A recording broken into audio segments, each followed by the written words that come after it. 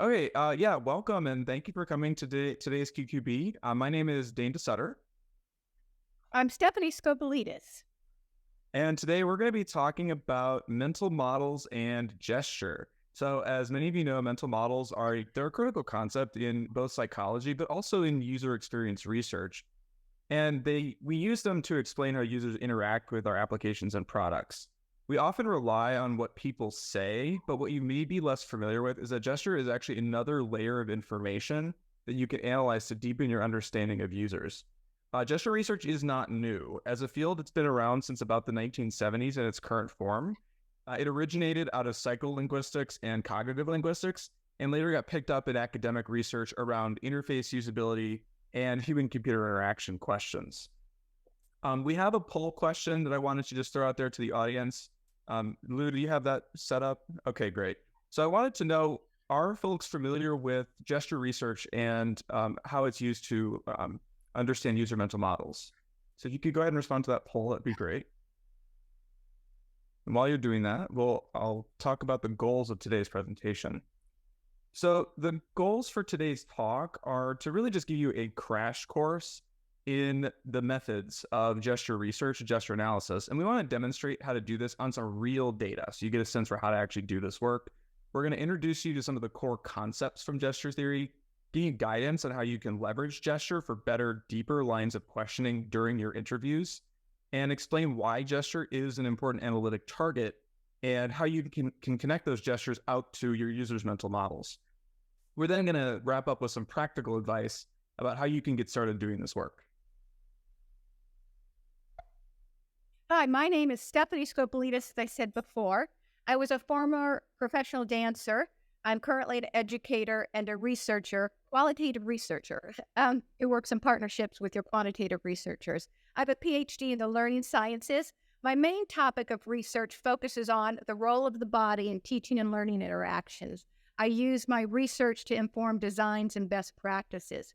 Currently, I work as an independent consultant. I work with in-service teachers. I work with professors. I work with health professionals to help them make use of gestures to enhance their explanations. I also work with students and public speakers to help them use gestures and other modalities to strengthen their presentations. And I'm Dane. I also hold a PhD in the learning sciences. And my research has focused on human-computer interaction questions. So I worked around developing gestural interfaces to support users' spatial reasoning. Gesture was really central to the research work that I did, not only in revealing users' mental models, but also in studying how you could alter those mental models with gestural instruction.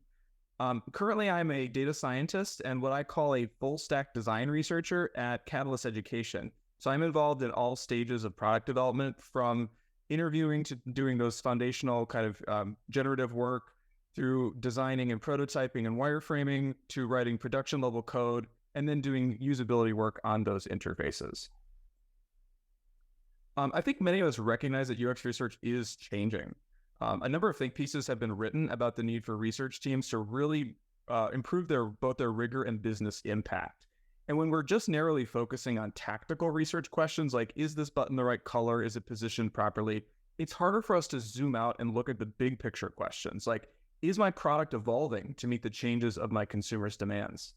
It's also not preparing us for the new technologies that are on the horizon.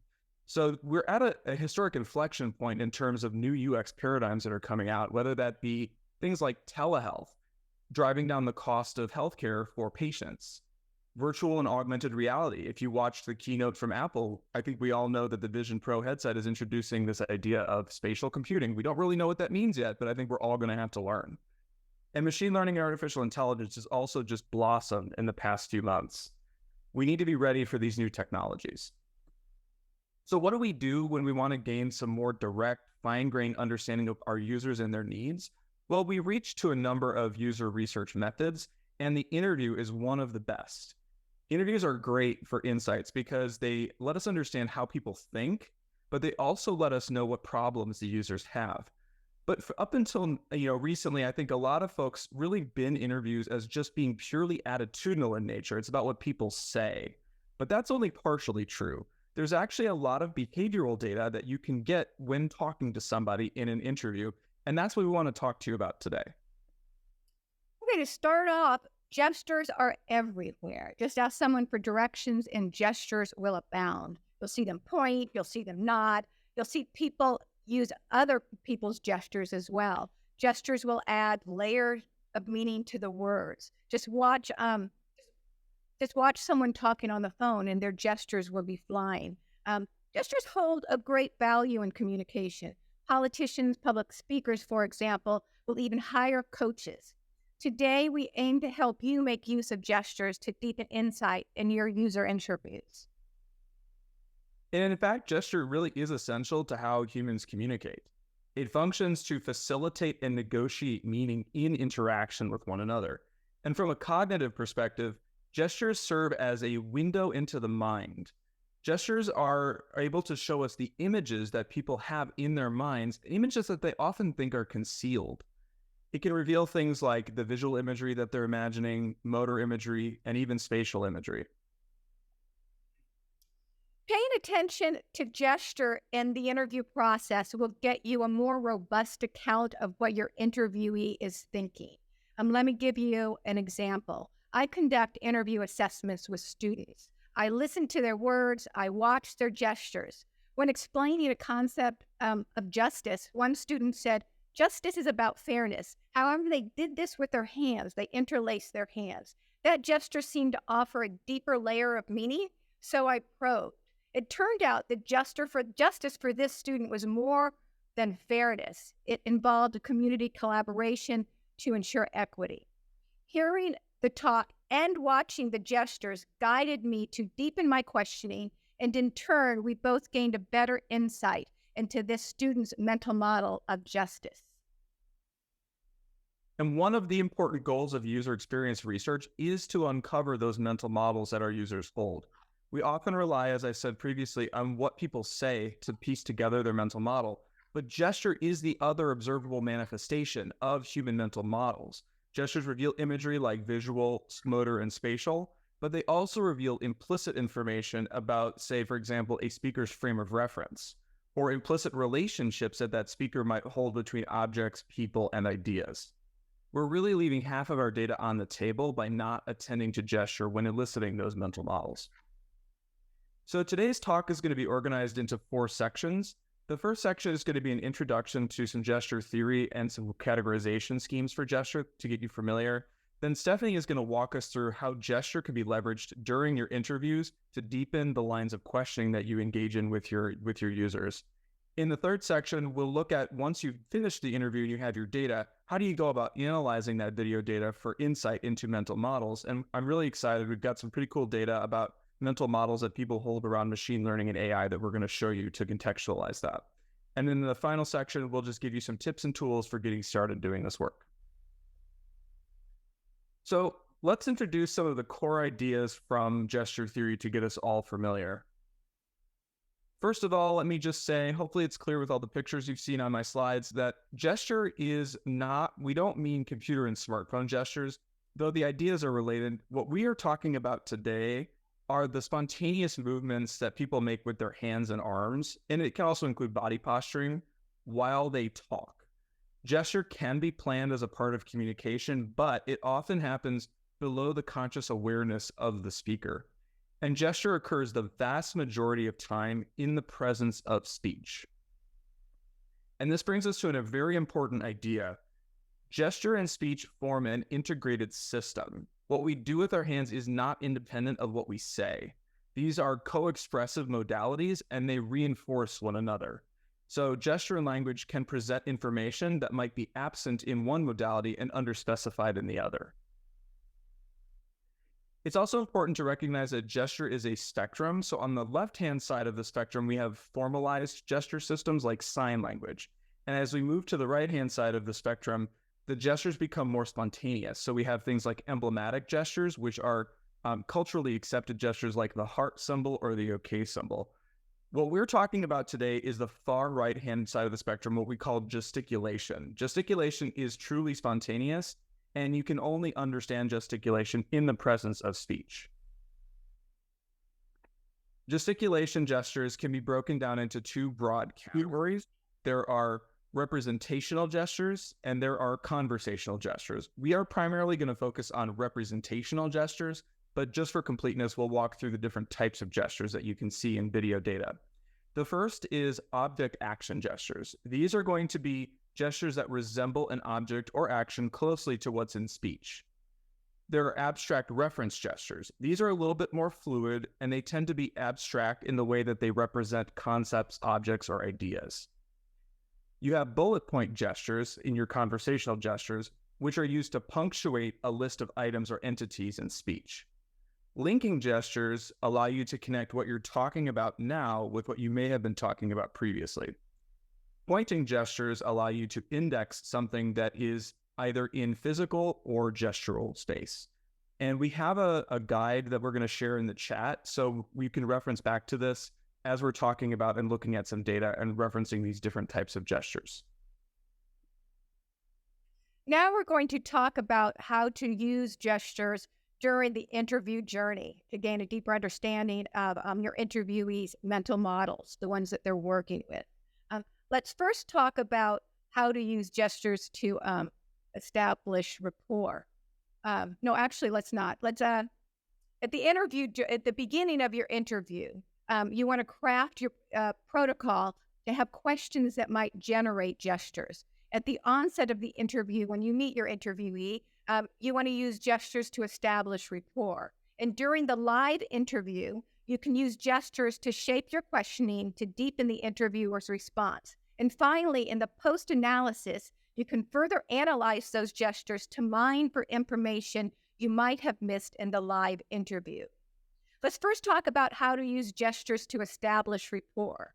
A number of studies show that gestures used can lead to higher levels of engagement, higher levels of affinity, and higher levels of trust in interviews, all things we want in the interview.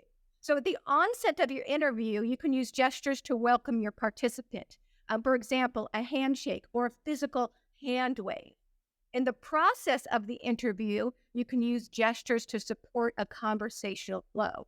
So gesture as you speak. The more you gesture, the more your interviewee will gesture. Shift your posturing to show active listening. Sit tall, lean in, nod, shake your head, gaze at the speaker. You also can coordinate your gestures with the speaker's gestures. So when they smile, smile back. When they change position, change your position as well. You might want to warm up your interviewee as well and have them gesture. One thing you can do is offer a priming question that elicits mental imagery. For instance, how do you fold a t-shirt? This will encourage ease at the onset and open the door for more gesturings. What you do not want to do is tell them you're looking at their gestures, and you do not want to tell them, hey, gesture more. Gestures can be anywhere from minimal to plentiful. As you can see, I'm a high gesturer. So how do you know what to pay attention to? I'm going to give you a couple guidelines here.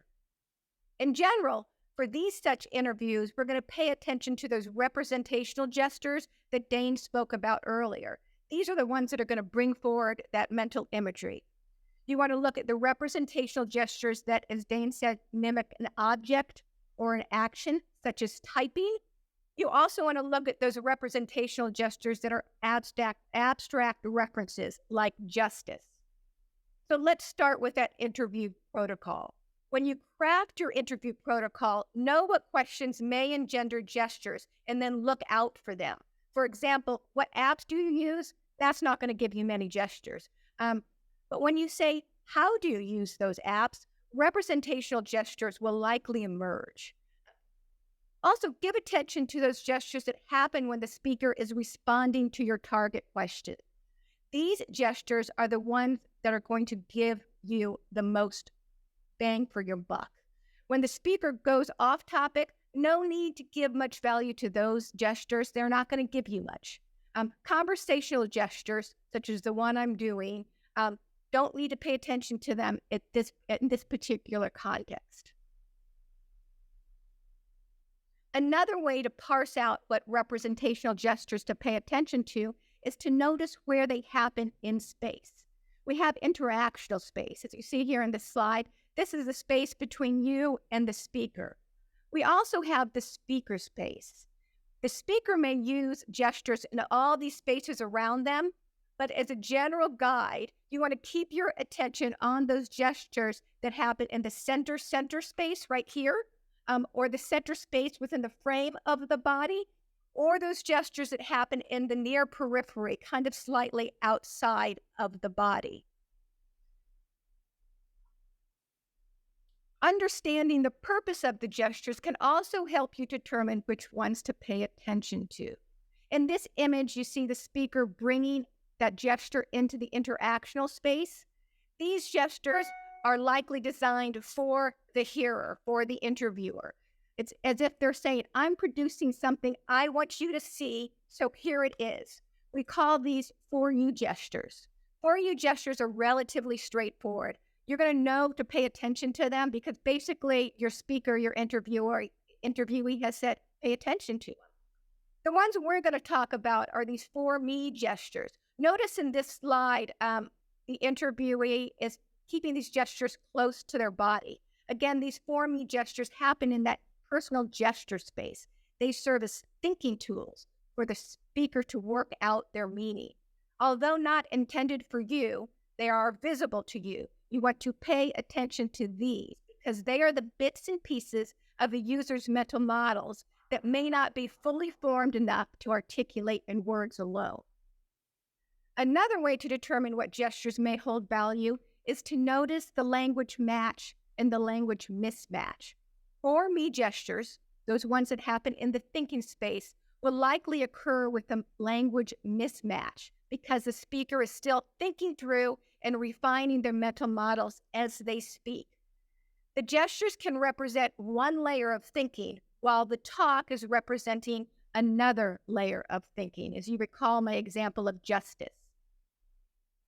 There are also several cues that will key you in to when those for me gestures are coming.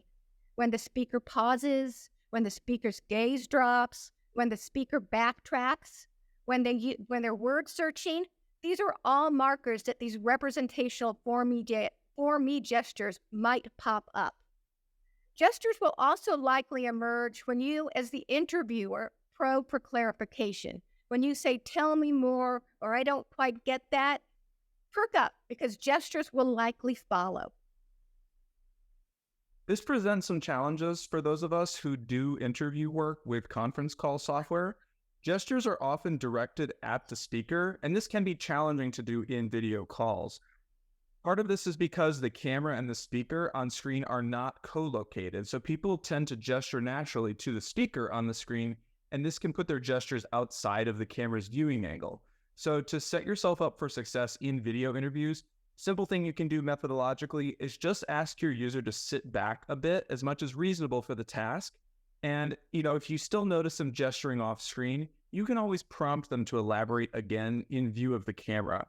If it's possible, you should set up a secondary scene camera in the room to help you naturally capture those gestures. Being present in the room is always best if possible, but of course you should be working within the constraints of your project. And the last part of the interview journey that Stephanie mentioned is analyzing what you missed from the interview itself.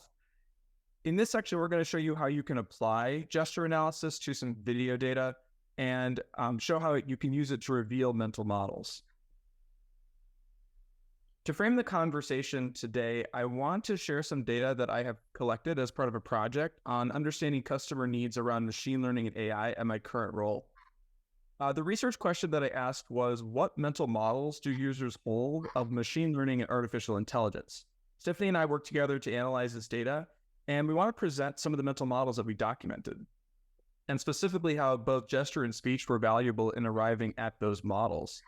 We're going to see the analysis of some data from one of my participants, Carmen, and we're going to show you how Carmen's speech and gesture were used to identify windows into her thinking. And those windows were then used to derive empirical accounts of her mental models of machine learning and AI. So doing this type of analysis, like all qualitative data, requires us to get very familiar with our data. You can use whatever tools you're comfortable with. Here I'm using a fairly low-tech setup of just a video editing program and a notepad.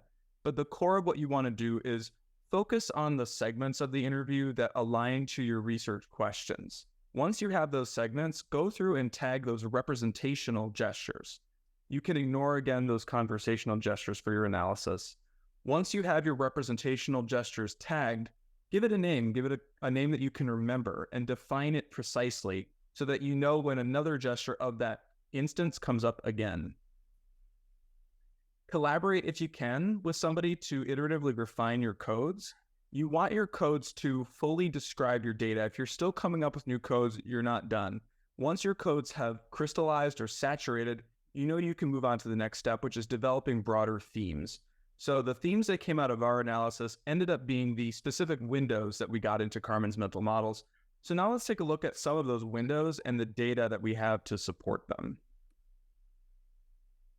So from Carmen's interview, a number of key themes emerged from analyzing her speech and gesture.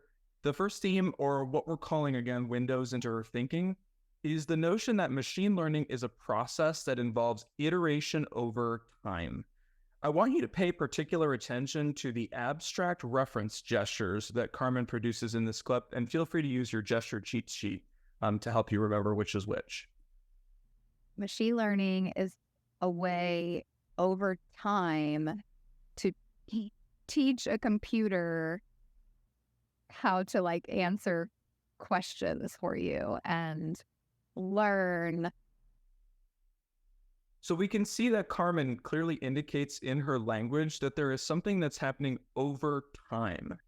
These words that she says also coincide with the gesture that she shows us happening in discrete steps. So now Stephanie is going to highlight how gesture was useful in the moment to identify that iteration was a feature of Carmen's mental model. Gestures that are performed in the moment are a resource for the interviewer in the moment. In this case, Carmen's gestures serve the interviewer to help refine and lock in meaning. Dane has pulled together the bits and pieces of information delivered in Carmen's prior gesture and talk. He packages them up and gives them a label. He says, "I think you said iteration." Carmen never utters the word iteration. She does, however, communicate the idea of iteration with her rolling accumulation gestures, her step-by-step building gestures. Carmen confirms that this is what she meant with a head nod. She also confirms this idea of iteration by picking up the language of iteration and using it throughout the rest of the interview. Here we see the value added of paying attention to gestures in the moment. It first has allowed Carmen and Dane to work off one another's talk and gesture to organize and build up Carmen's developing thinking. Her mental model ultimately becomes more thorough and more complete. The second window that we observed into Carmen's understanding of machine learning was the idea of there being a process of exchange. Carmen tells us about a process of inputting information into the machine and accepting its output. I want you again to pay attention to the variety of abstract reference and object action gestures that Carmen produces for these explanations. Learn based on repetitive and over time signals that you input into it.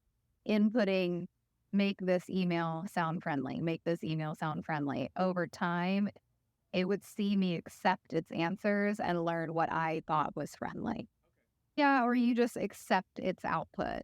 Okay. Is what I think of it like. So it'll let you look at it and then it'll say, do you want to regenerate this? Oh. You're probably getting to know how this tool works. It doesn't really know what you're doing. And then over time, it would evolve. And so this is the first point where Carmen presents the idea of information exchange happening.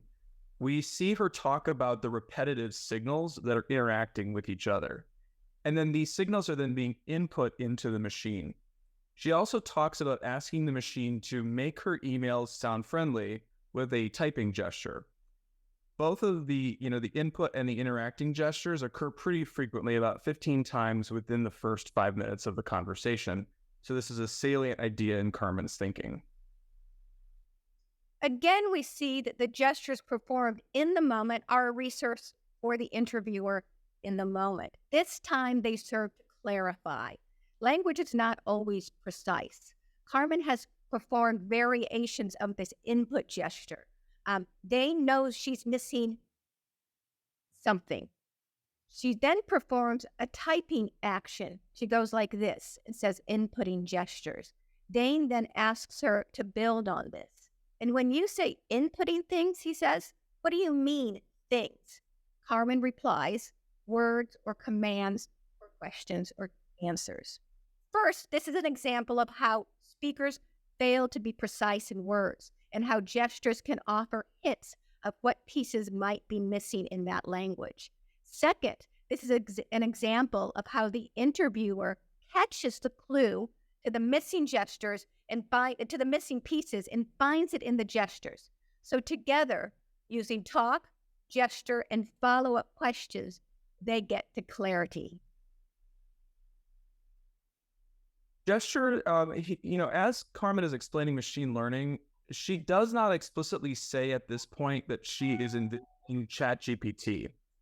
Her gesture, though, indicates that she is actually referencing her past experiences using ChatGPT as she works through the explanation. She gives us this really interesting object gesture.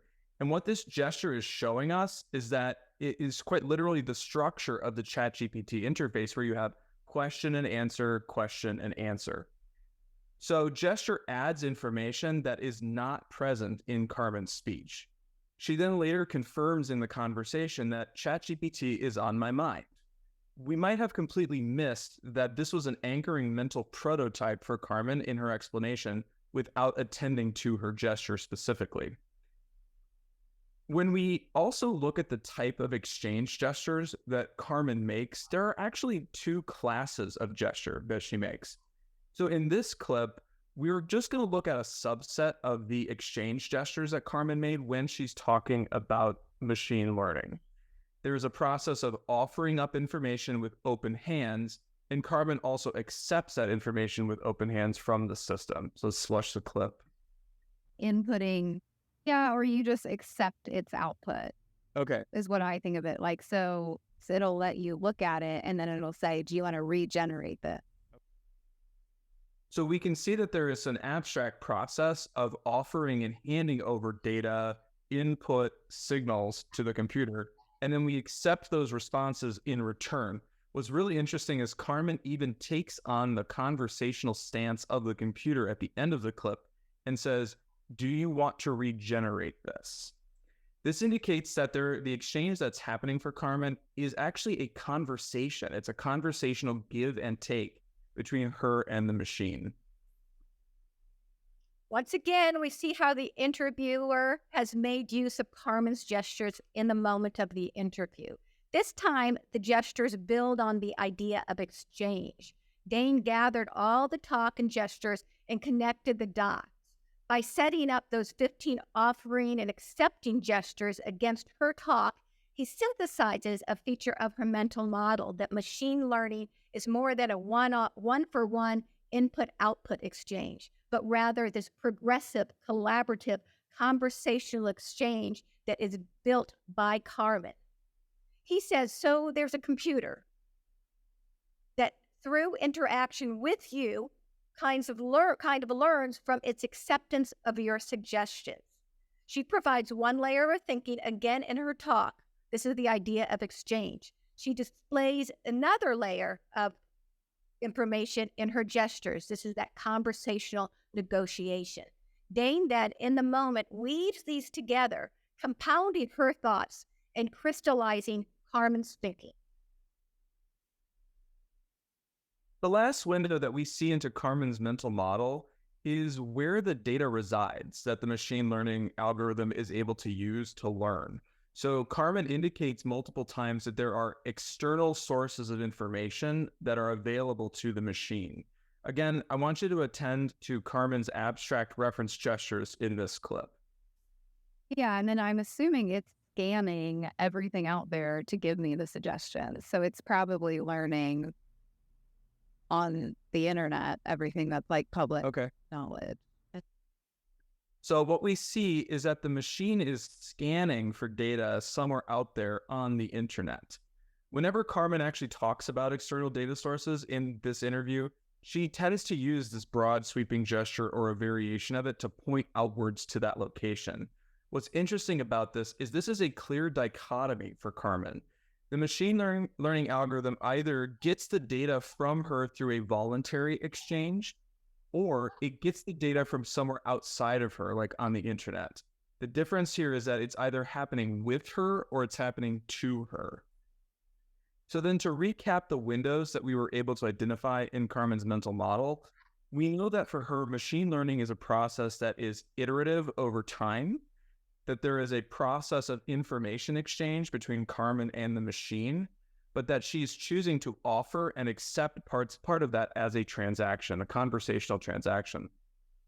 Machines can also then enrich their offerings by drawing on the wealth of external data that's available out on the internet. So then what does this look like if we turn it into a schematic? Well, we refer to this as the machine as apprentice mental model. So Carmen indicates that she starts by offering up information to the machine by giving it words, inputs, commands. The machine then draws on her input and the external data sources to enrich the output that it then offers her. She can then either choose to accept that output, in which case she's done, there's nothing more to do. Or she can choose to regenerate it and send it back through a loop of iteration. By doing this over time, what Carmen is doing is teaching the machine to better personalize itself to her needs. Again, it is important to push home the idea that without looking at the gesture, we would have come to a less complete mental model. The nuances of Carmen's mental model are brought to the foreground by virtue of those gestures. And these nuances are elaborated on because, in the moment, Dane takes note of them and adapts his questioning to dig deeper. By the time we get through the post-analysis, we see that the gestures gave us information that Carmen did not say out loud. Again, for example, that her prior experience with ChatGPT was anchoring her current mental model. I then later in the interview asked Carmen to tell me about an app that she likes to use on her phone that also leverages machine learning. And she identified Instagram, and specifically Instagram search, as using machine learning. What's really interesting about this part of the conversation is that Carmen changes how she talks about inputting. Inputting is now absent for her when she's engaging with this machine. So again, let's watch for those abstract reference and object action gestures that Carmen produces in this clip. Yeah, I didn't give any commands to do it. It's just happening to me. It feels like it's coming to me without me searching for it. Mm. I'm inputting what I like into Instagram by the people I follow and by adding but I'm not asking Instagram, tell me cool things to follow. It's just doing that. So what we see is that Carmen is still talking about a process of inputting, but the way that she gestures about it when she talks about Instagram search is different. We no longer have the offering up of information in gesture. Instead, inputting is an abstract idea. She even gives us a counterpoint, and she says, it's not like I'm writing to Instagram and telling them to follow interesting accounts. So though there is still an information exchange happening, Carmen is telling us in her gestures that it's no longer she the one who's doing it. Instead, she's just receiving the output passively. In addition to the loss of active input, Carmen also shifts in how she talks about interaction. So for her, the conversational interaction is still happening, but she is no longer part of the conversation. In this clip, what we see is Carmen explains that her Amazon cart, Google Chrome, and Instagram search are all talking to one another. Let's see the clip. I do think it's past search results. It's all connected. Even stuff you put in your Amazon cart then shows up on Instagram. So like my Google Chrome Instagram knows what I'm doing on Google Chrome. So Carmen's explanation shows us in gesture there's still a conversation happening. The Amazon cart is showing up on her Instagram, and Instagram knows what she's been doing on Google Chrome. But the conversation, you'll notice, does not involve her. She shows us that the machines instead are just talking directly to one another in order to serve her up with search results. So then when we look again at Carmen's mental model and how it changed when talking about Instagram search, she indicated that she is no longer in an active role in exchanging information with the machine. She also shows us that she is no longer an active participant in that conversation. It's just the machines. So this mental model of machine learning lacks the conversational interaction that we saw previously. So this gives us a second mental model that Carmen has, and we call this the happening to me mental model. So what we noticed from the windows that we saw into her thinking is that some of the same elements are still present from the first mental model. The idea of there being a machine or a computer, there being external data sources that are being scanned, a process of input-output. But the relationship is different for our user to these elements. There's a sharp decrease in the input-output exchange gestures. Input is now passive, it's implicit, it's not a choice. There is no offering, but we do see the receiving of output still from the machine. However, it's something that's just happening to her. There is still a conversation happening, but again, it's no longer including our user, it's just the machines. I want to point out that we don't only just want to look at those gestures that happen in a moment of time. We want to look at the corpus of gestures that are used throughout the interview, because we see this in the second mental model. It is the absence of previously constructed gestures that indicate this loss of exchange as a feature of her second mental model. They were present in the first, but they're absent in the second mental model. Gestures can also be windows into people's affective states. So when asked about the commonly held belief that our phones are listening to us, Carmen responds with a vigorous head shake before I even get the chance to complete the question. Her affect is activated. Her response is high valence. In contrast, when she's talking about the agency she has with Instagram as it's got information, she has the low valence response. She says, I don't hate it. I don't love it. She performs a slight shoulder shrug with open hands to indicate that she's disinterested. So we could hypothesize that affect may actually be a proxy for Carmen's level of attachment to features in her mental model. It's also possible that a strong attachment may suggest that changing that mental model is difficult, and low attachment models might be easier to alter. This is worth exploring more. It's also important to recognize when somebody is operating at the edge of what they know. Interviews are a specific discourse format that has a question and answer dynamic, but not all answers are equally useful. So when I asked Carmen to explain how the machine is learning, she mentions concepts like looking at patterns and algorithms, but here her gesture rate drops. The gestures that she does produce are conversational. So this tells me that these are loosely associated concepts for Carmen, and we're probably safe to just ignore those ideas in our account of her mental model. This is also probably a dead end in terms of our line of questioning. We're not going to get any more out of her from this line of questioning. We're safe to move on. So then to summarize quickly, we found that Carmen holds really two distinct mental models. There's the machine as apprentice, which might be more accurately attributed to an AI, and the happening to me mental model, which might be more traditional, like a machine learning recommender system. The critical difference here is that Carmen shifts in how she thinks about inputting information into the machine and whether she's actually in conversation with the machine. Gesture was really critical to these insights because we use it in the moment to introduce some concepts that Carmen didn't say in speech, like iteration and interaction. It also highlighted that Carmen had a clear anchoring prototype in ChatGPT. It also told us when she was operating at the edge of her understanding. Most importantly, though, it showed that Carmen for her, there was a loss of exchange that happened, and who was in conversation ultimately had also changed. So then if we step back from this analysis and think about what are some of the bigger lessons that we might abstract, the first is that users have more than one mental model. Mental models are not these monolithic things. They can be constructed on the fly. Just the word machine learning evoked different ideas for Carmen in different settings. The degree to which the user feels that they are in control, especially with an intelligent agent, does bring up these conversational mental models. Ultimately, this is a relationship that she's building with someone else. And all of the bad and good things that go along with human relationships might be along for the ride as well.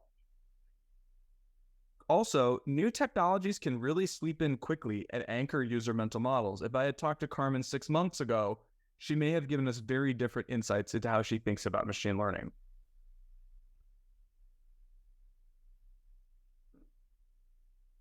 We also found that there were some questions that our data did not quite answer, but we think are important for future UX research work. So, for example, do mental models that evoke human discourse change how we judge those tools? So if we don't get what we want, would we consider abandoning that relationship?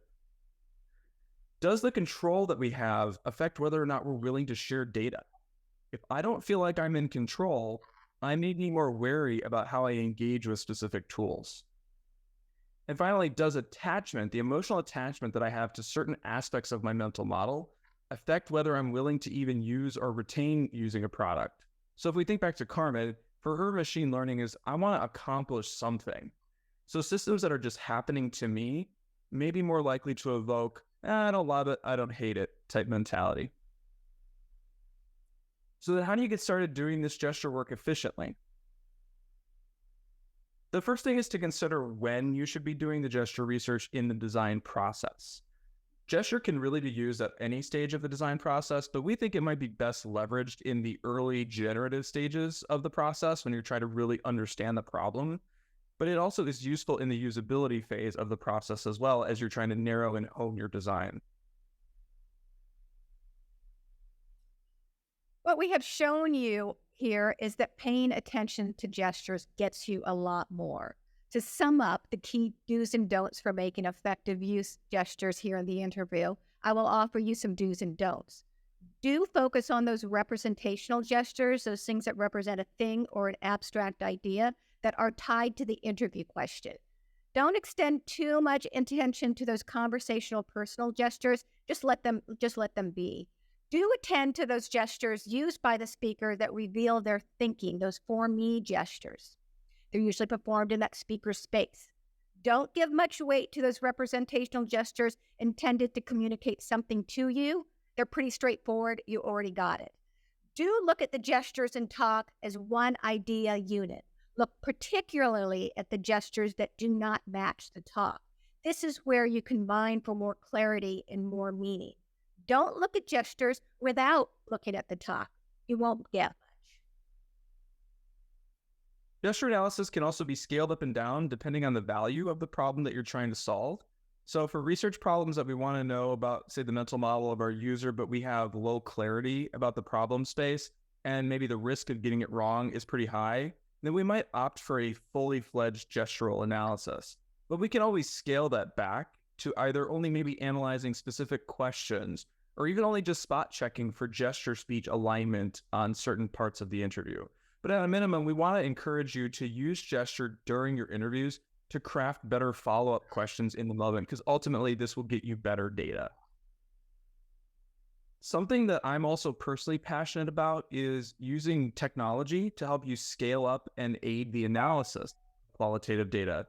Qualitative data is really rich, and it's really the richness of it that can make it so difficult to analyze, especially in really large quantities. So there is some potential to leverage open source technologies to extract information from interview data and also help us understand where we should be honing our attention in those interview moments. So for example, we might want to use something like motion tracking to identify when gestures are happening in a video clip. So here I've just applied some hand tracking algorithms from the media pipe framework and some other open source libraries to start to quantify Carmen's movement in a small clip of her gesturing. Carmen is performing the up and down exchange gesture, which is highlighted in green.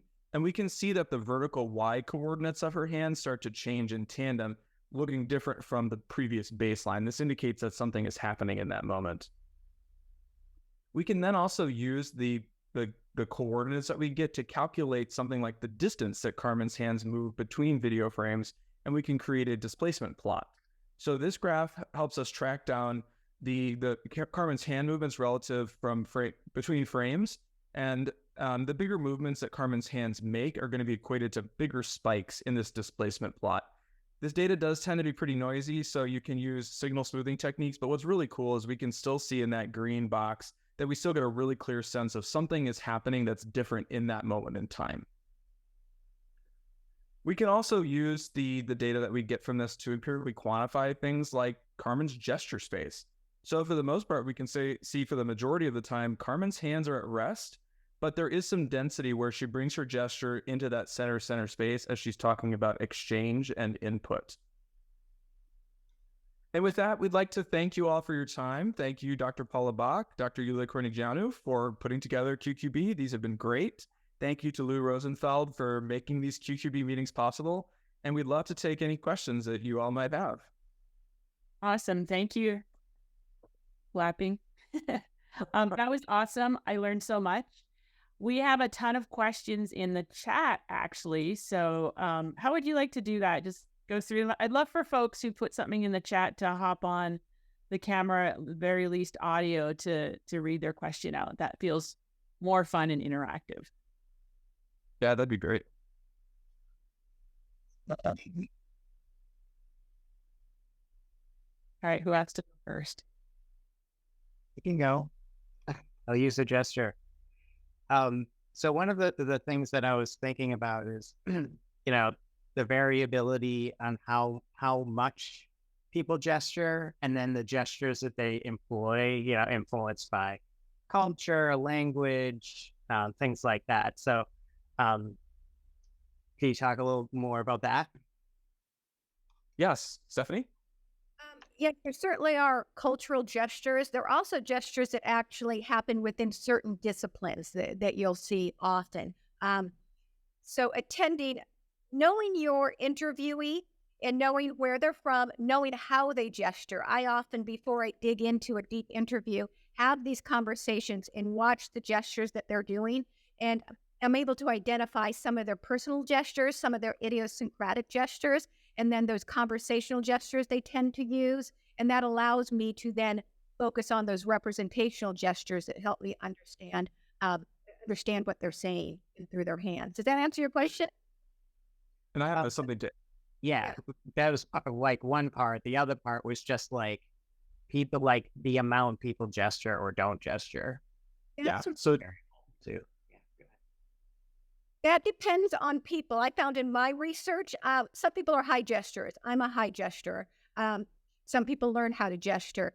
I've also found in my research that people who tend to be physical, if they're athletes or they work through their body, they tend to be higher gesturers. But again, with the research of mirror neurons, if you gesture more, they will gesture. In fact, I did some research where I said, I'm not going to gesture. And the conversation fell flat. Yeah, and just two things to add. Yeah, first thing is, Stephanie mentioned, giving a priming question is really valuable in this kind of setting. So you have to set the gestural tone. And really, I've done, honestly, hundreds of cognitive interviews at this point. And when you run these cognitive interviews, giving that priming task really puts their head in that gestural space. So yeah, you can't avoid, there are individual differences, but you can set the stage for the best possible outcomes. The other thing I wanted to add was about the cultural differences. So one of the things that you will notice if you talk to people, say like an English speaker versus a Chinese speaker, is in English, we have a metaphor that we use in our language all the time. It's this idea that information is packaged up in words and sent between speakers. So you might say, she gave me this really great idea. It becomes a substance that's transferred between people. You will see gestures aligned to that because it's baked into how we speak. But Chinese, for example, does not have that metaphor. I'm not a Chinese speaker, but I understand that this is the case based on people who do understand the language. They don't gesture in that way because their language doesn't have that concept. So you will notice those differences. So being aware going in, you will see some differences. Thanks. Can I go next, Paula? Yes, go ahead, Abhishek. Okay, so thank you for this session. It was really interesting, and I have a question. Today, most of the studies are done remotely using Teams or Zoom. So what are we missing, and what are we doing with this? Because there are participants that sit very close to the camera, for example, so I cannot see their gesture. So what should we do? Yeah, we had that same conversation because a lot of the interviews that I have done are done over Zoom or Google Meet or some kind of similar platform. And it is a limitation of the format. So the best thing that I have found, there was a slide we kind of went through kind of quickly, but asking the participant to sit back, you can see more of that peripheral center and center space. And, I've been very intentional with how I position my camera. So it's doable, but it does require negotiating of the interview to get them to sit back. They will still at times bring their hands outside of the view of the camera, but it can be pretty organic to say, I see you're doing something with your hands. Can you just show me again so I could see? And they usually are happy to do it again in the view of the camera. So those are some methodological things you can do. Yeah, I think it'd be a really sorry. I think it'd be a really interesting study to see how much is lost in when we're doing these virtual conversations. For example, as I teach and I use my gestures intentionally to explain concepts. And when I was teaching during COVID, it was very, very hard. I tried different ways. I even put my whole body into the frame. But it would be a fascinating study to see how much is lost and what is gained when you're on the video conferences.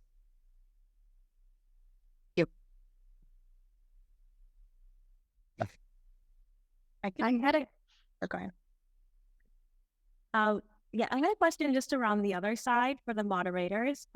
You're saying like if you're a high gesture, they might gesture more. I'm just wondering if there are any downsides to that or things that we should consider where our gestures might have like a negative impact or impact the interview in a certain way or impact the interviewee in a certain way. So is there any thoughts on that, on the moderators' gestures? Yeah, I think I understand your question. The first part is the high gesturer. How do you know what to throw out and what to look at? Is that one of them? I think the question was, is the interviewer, can they actually, by gesturing, impact negatively the interview experience? Is that correct? Yes, that's correct. Okay. Yes, they can. They can also deliver information verbally and then different information with their hands. I've seen this particularly in teaching and learning. Someone's talking something and their hands are doing something else. Research that I worked with Dane is in chemistry. They're talking about different stereoisomers, maybe? Yes, that's what they're called. And they're on different sides of the body when you're speaking. And so the listener is seeing the opposite of what you're trying to say. And I think gestures too, these personal conversational rapport gestures. I mean, if you see someone just, if you as an interviewer just sitting there and you aren't engaging your gestures, it has a negative impact on the ease of the kind of conversation you're going to have. Dane, would you like to add? Yeah, I think the other thing I might bring up is, one of the hard parts about doing an interview is not leading the interviewee. So making sure that your gestures are not giving away or betraying what you're trying to reach as far as like your research goals. You have to be intentional about it. And because gestures fall a lot of times below that conscious threshold, you may inadvertently do something with gesture that gives away the whole point of what you're trying to get at. So you have to rehearse it, I think, to some extent. Yeah, there are downsides to gesturing, which is why I think learning how to pay attention to them and understanding what your gestures are and what are going to communicate meaning and what's going to create a kind of rapport, you need to know that. So investigating your own way of gesturing becomes really important. I was curious if y'all had any experience with, sounds like Dane, you might with like software and having users explain how they use software. Like there's like a pro con of having them share their screen and actually show you how they go through a flow, as opposed to encouraging them not to do that and having them gesture. Yeah, so I think this goes back to something that Stephanie mentioned about having an interview protocol, not only that elicits gesture, but it should be structured in a way that you have clear moments in time where we're not going to work with the technology, and then we're going to work with the technology, and then we're going to not work with the technology. Because what happens, I've seen this dozens of times, is that your mouse and your keyboard now become anchor points. And so your gesture rate drops incredibly during those moments, and you completely lose insight.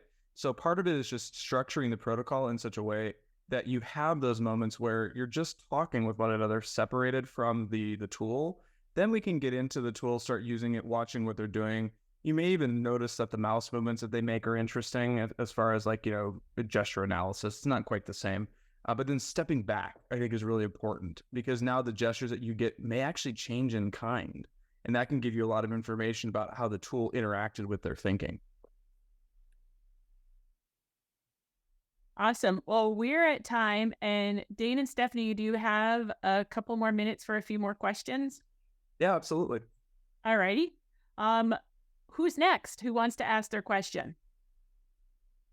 If you can stay on. For those of you that need to drop, thank you for joining. Thank you, everybody. I did have a question about if there are like particular themes, topics, types of studies where this kind of analysis is particularly valuable and where it's definitely worth investing the time and the resource into kind of making it happen, as well as obviously the mental pressure on the moderator to kind of consciously do all the things you mentioned. Right. Yeah. So I would say that the kinds of questions that, gesture analysis, first of all, I won't say that I have like a heuristic that will work for everybody, but you have to decide what kinds of questions are high value and high risk. I think that to me is the first thing. Like, do we answer yes to both of those questions? And also, is our clarity low? But I think for me, where gesture becomes really valuable is in questions that have a spatial component. So, there's actually a lot of very simple things that you can watch for in usability work where somebody, for the most part, they're working with a piece of technology, but they'll still find the screen that they're working with limits their ability to communicate their idea. And so they'll put up their hands to basically add content to what they're saying. And I actually have a video clip if everybody is interested or if folks are interested in. So I had some usability work that I did on a set of InfoViz things that I was developing. And I was asking an instructor, are you concerned about when your graders are really punitive with your students? And what she did with her, saw somebody who was systematically lower than the group, would that be of concern? Yeah, I think either end of that. Okay. So that's a really short clip, but in that moment, what I got out of that conversation was I had actually had a misconception about what she was concerned about with the data. So I thought she was just worried about those low end of the scale kind of scores, but she showed me in her gesture that actually the above and below scores were equally valuable to her. And that totally changed how I thought about the next part of the design. So, that's a kind of a spatial thing, right? She's trying to show me some information on a plot. That's where I think those kinds of gesture can be really just natural and valuable. I don't know if you have anything to add, Stephanie, to that. When people start explaining something, they tend to bring their gestures up, especially like Dane said, if it's strong spatial concept. I did a lot of research in people explaining chemistry concepts. The discipline is very spatial. So when they were explaining them, the hands came up. Hope that answers part of your question. That was really, really useful. Thank you. Yeah, that was great. Okay, let's end now. Again, thank you so much for this great session. And we will post the video of this and hopefully share the slides if that's all right. Yeah, that'd be great. Thank you, Erin. Thank you. Yes, thank you so much, everyone. Thank you. Brilliant session. Thank you. Bye.